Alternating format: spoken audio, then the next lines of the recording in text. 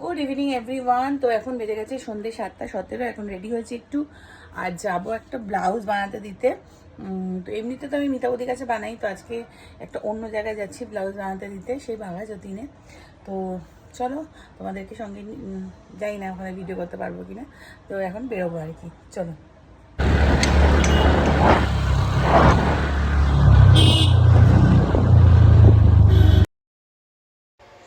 তো চলে এসেছি, দেখো এই যে চন্দনাস কালেকশন, দ্য ব্রাইডাল এক্সপার্ট। তো খুঁজতে খুঁজতে তো অবস্থা খারাপ হয়ে গেছে। এটা হচ্ছে দোকানটা হচ্ছে বাঘা যতীনে।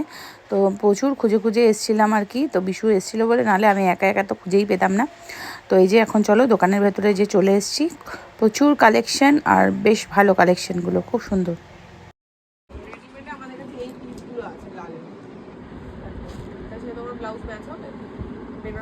কিরকম দাম?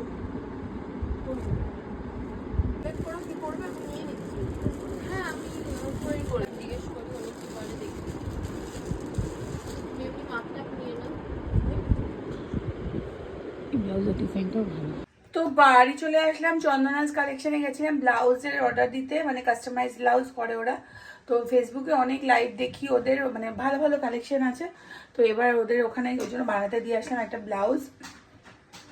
তো সামনের মাসে একটা ভালো অকেশন আছে আমাদের বাড়িতে বলে আমাদের গিনির অন্নপ্রাশন, রুবির মেয়ের। তো গিনির অন্নপ্রাশন, ওই জন্য ব্লাউজটা ওখানেই বানাতে দিয়ে আসলাম। তো দেখা যাক কেমন বানায়, তারপরে আবার অন্য ব্লাউজ বানাবো। তো চলো বাড়ি চলে এসেছি, এখন জিয়ার জন্য বানাবো একটু শিক কাবাব ভাজবো। বেচারা খিদে পেয়েছে, পড়াশোনা করছে। এগুলো হচ্ছে রেডিমেড শিক কাবাব। তো এগুলো একটু গরম জলে ভাপিয়ে নিয়েছি, এখন ভাজবো।